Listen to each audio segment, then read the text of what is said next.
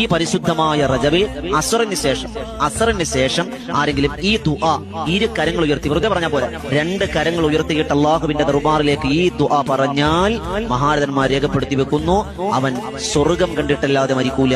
അവന്റെ പാപങ്ങളെല്ലാം നമ്മൾ ഈ പേപ്പർ തീ കത്തിക്കുമ്പോ കരിഞ്ഞു പോകുന്നത് പോലെ, ഇലകൾ ഉണങ്ങിയ ഇലകൾ കരിഞ്ഞു പോകുന്നത് പോലെ, തീയിടുമ്പോ കത്തിക്കരഞ്ഞ് ചാമ്പലായി പോകുന്നത് പോലെ അവന്റെ പാപങ്ങൾ കരിഞ്ഞു പോകുമെന്ന് മഹാരഥന്മാർ രേഖപ്പെടുത്തി വെക്കുന്ന അത്ഭുതത്തിന്റെ ഒരു ദുആ.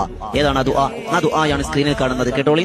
അസ്തഗ്ഫിറുല്ലാഹൽ അലീം അല്ലദീ ലാ ഇലാഹ ഇല്ലാ ഹുവൽ ഹയ്യുൽ ഖയ്യൂം ഗഫാറുദ് ദൻബി വസത്താറുൽ ഉയൂബി വഅതൂബു ഇലൈഹി തൗബത അബ്ദിൻ ളാലിമിൻ ലിനഫ്സിഹി ലാ യംലികു ളർറൻ വലാ നഫ്അ വലാ മൗതൻ വലാ ഹയാത വലാ നുശൂറാ.